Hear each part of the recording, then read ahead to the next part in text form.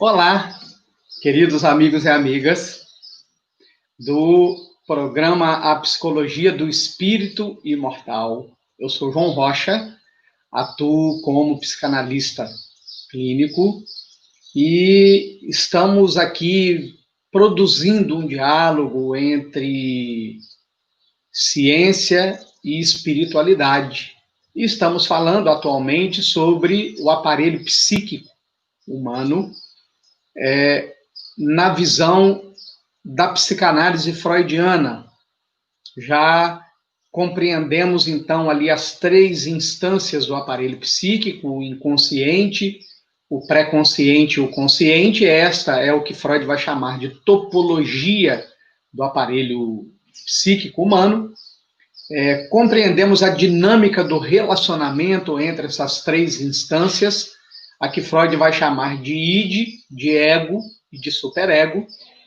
E já podemos perceber que existe também uma questão de natureza econômica, ou seja, a quantidade de energia aplicada no relacionamento dessas três instâncias. E no programa anterior, nós pudemos conversar sobre o inconsciente, começar a falar sobre o inconsciente, começar a compreender o inconsciente, especialmente naquele período que a psicanálise vai chamar de fase arcaica, que é quando, então, para a criança não existem palavras, né? A criança não consegue rotular, não consegue definir as coisas, porque lhe falta ainda essa classificação que as palavras nos permitem, a identificação que as palavras nos permitem, e, portanto, para a criança o que existe são representação de coisas.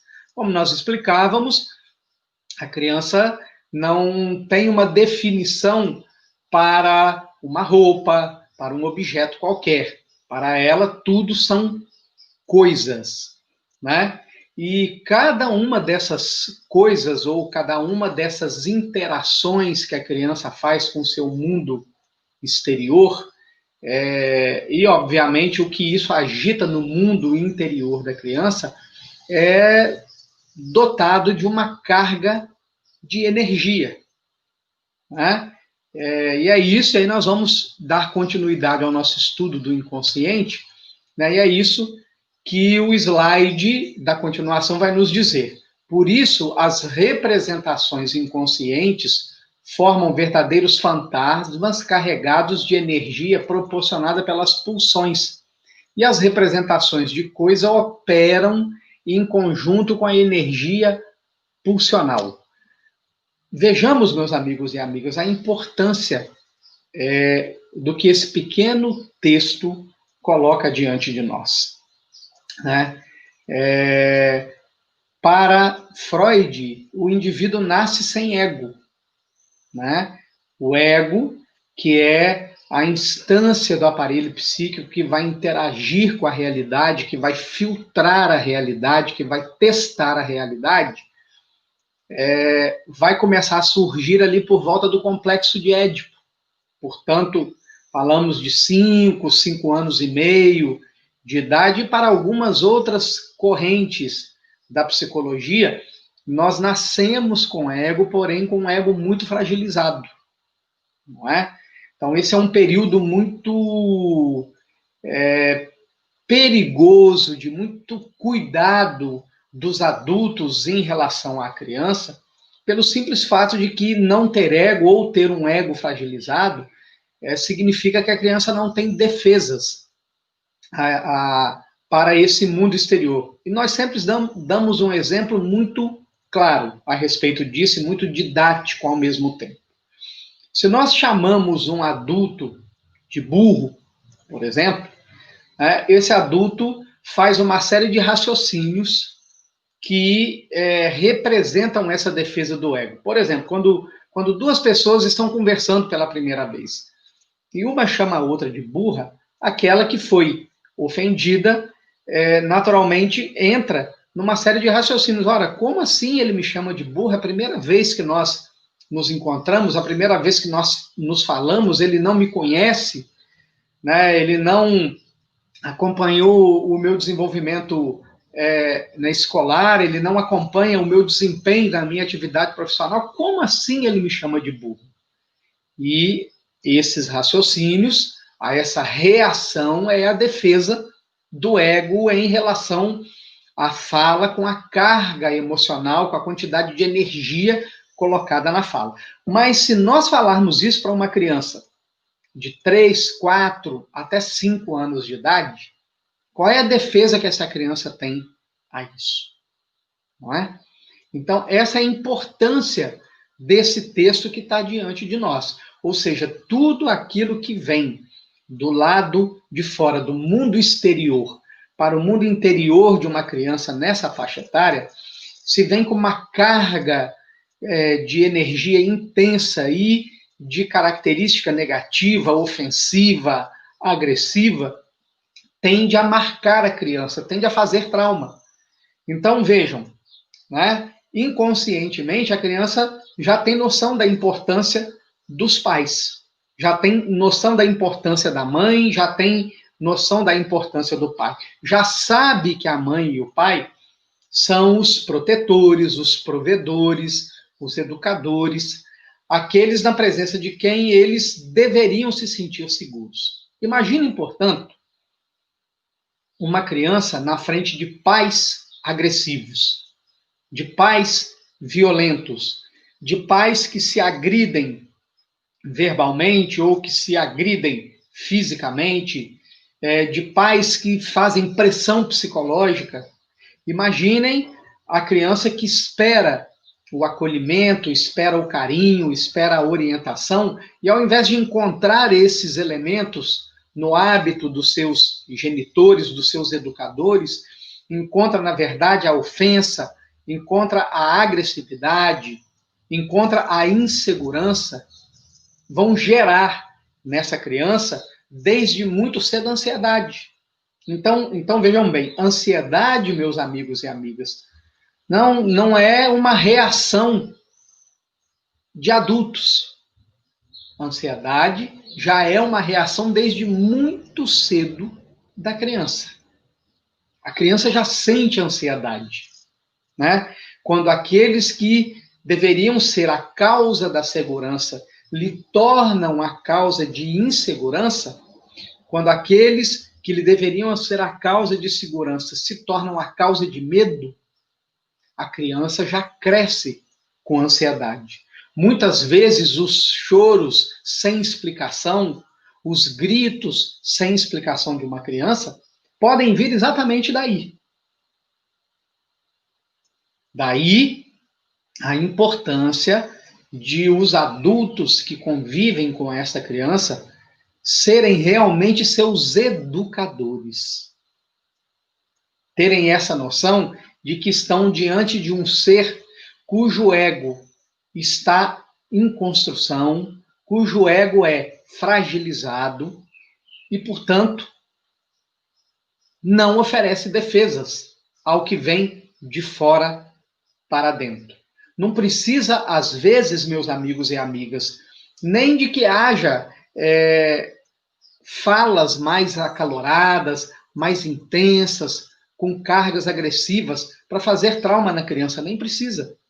Basta que a criança não se sinta amada. Basta que, apesar da presença física dos pais, mas com a ausência emocional, a criança não se sinta segura, e isso já faz um trauma. Faz muitas vezes um trauma de rejeição. A criança se sente rejeitada. A criança se sente abandonada. A criança se sente insegura. E, obviamente, que esse material armazenado no inconsciente, ele não é um material que fica estático. Emoção não é algo que nós guardamos em gavetas, em cofres, e que só abrimos quando nós decidimos utilizar ou mexer ou lidar com aquilo. Não, não é assim. O material que está no nosso inconsciente se movimenta por associação. Não é? Movimentar por associação é fácil compreender o processo de associação. Por exemplo, quando nós estamos transitando por algum lugar, por uma cidade, estamos andando a pé, de repente ouvimos uma música, e aquela música traz uma memória da nossa adolescência, uma memória da nossa infância. O que houve ali? Aquele som, por associação, né, buscou como se fosse uma espécie de um gancho, ele vai lá no inconsciente e traz a memória associada àquele som. Da mesma maneira, quando nós, por exemplo, sentimos um cheiro, e aí vem uma memória de um almoço de domingo na casa dos avós, né, ou mesmo na casa dos nossos pais, ou mesmo de um aniversário, enfim. Então, emoção não fica estática, não está guardado numa gaveta, num cofre. Emoção se movimenta o tempo todo, né? Não vamos perder de vista que nós somos portadores de uma aura, que é um campo eletromagnético. Ora, quando nós falamos de campo eletromagnético, nós estamos falando de propriedade de energia e estamos falando de propriedade de magnetismo. Portanto, se há em mim um conteúdo de memória emocional com carga negativa, significa que aquilo tem um padrão eletromagnético. E se outra pessoa tem algo similar, algo parecido, quando eu estou na presença daquela pessoa, esses campos eletromagnéticos dialogam. Há trocas. Há trocas, né? Por isso que muitas vezes diante de alguém, a pessoa se sente estimulada a falar de determinado assunto da infância, ou a falar do pai, ou a falar da mãe, e aquilo evoca memórias em nós desses momentos. Isso nós vamos ver mais detalhadamente à frente, quando nós formos falar de atos falhos, quando nós formos falar das manifestações do inconsciente, tanto na visão da psicanálise freudiana, quanto na visão da psicologia analítica de Carl Gustav Jung, né? Então, nós vamos aprofundar ou continuar o nosso estudo. Vamos falar sobre as manifestações do inconsciente. Somente se pode ter acesso ao inconsciente através de sua manifestação na consciência. Nesta, ele está vestido de uma roupagem imposta pela censura dos sistemas pré-consciente e consciente. Por isso, a manifestação de conteúdos do inconsciente está distorcida e modificada na consciência. O que isso significa dizer? Nós vamos ver aqui à frente que os sonhos são o caminho por excelência para o inconsciente. Ora, se o que está no inconsciente, para acessar a consciência do ego, precisa atender às regras do sistema pré-consciente e consciente, sofrendo o que o texto nos fala de distorções, significa compreender que a parte dos sonhos que nós narramos, que nós nos recordamos, sobre a qual falamos, contamos aos outros, não corresponde ao conteúdo original. E por quê? Porque precisou sofrer modificações para ser aceito na consciência do ego. Então, quando nós contamos um sonho para alguém, né, nós precisamos ter em mente que aquilo que nós nos recordamos, sobre o qual nós falamos, a narrativa que nós fazemos a respeito das cenas sobre as quais nós nos recordamos e estamos contando para alguém, não é literal.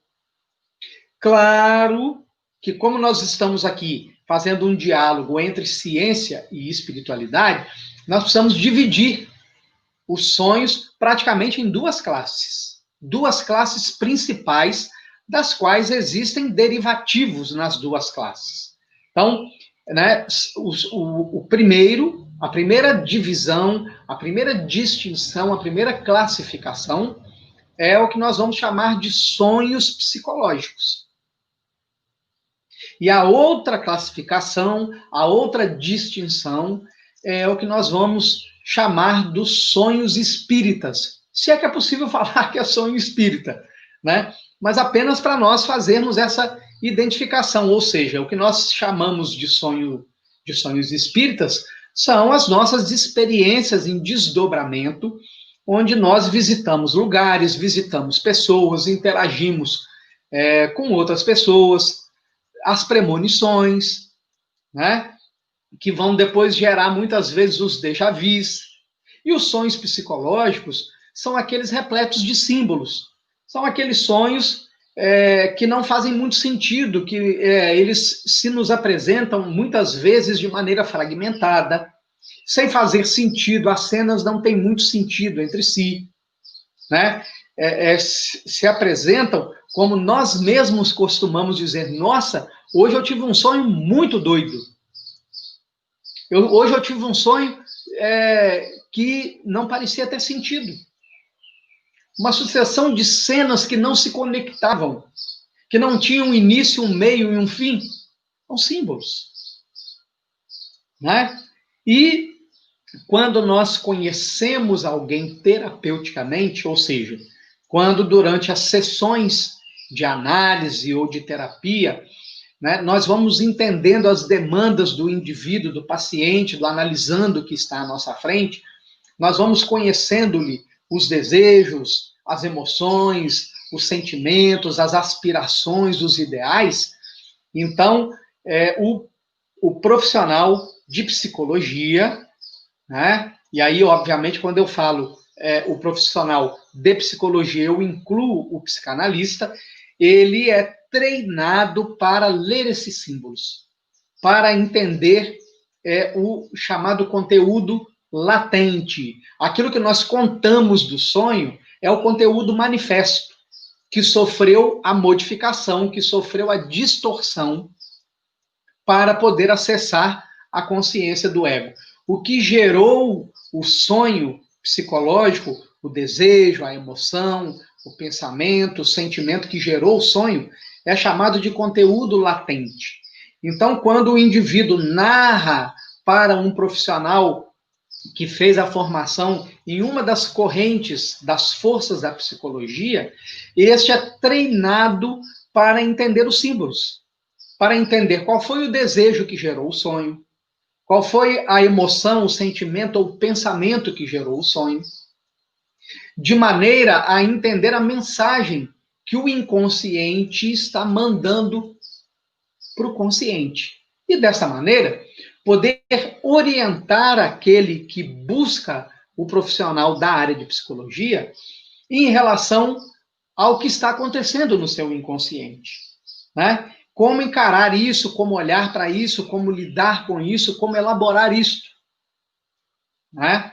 De maneira que gradativamente o indivíduo vai se apossando dos conteúdos do seu inconsciente e vai deixando de ficar ao sabor deles. Porque conforme Carl Gustav Jung nos orienta, né, o nosso inconsciente, até que nós o tornemos consciente, é ele quem guia a nossa vida. E muitas vezes nós vamos chamá-lo de destino, sem nos dar conta de que desejos, emoções, sentimentos e pensamentos que não se tornam conscientes, mas eles dirigem as nossas vidas, eles influenciam as nossas escolhas, eles influenciam a maneira como nós nos comportamos, porque tem sempre uma emoção influenciando o ego. Meus queridos e queridas amigas, estamos chegando ao final de mais um programa A Psicologia do Espírito Imortal no canal do amigo Rossano Sobrinho, né? Pedindo a vocês que continuem a nos assistir. Tem muita coisa pela frente ainda para estudarmos. Que vocês se inscrevam no canal do amigo Rossano, se inscrevam também no nosso canal no YouTube. Um forte abraço a todos e até o próximo programa, A Psicologia do Espírito Imortal. Até lá!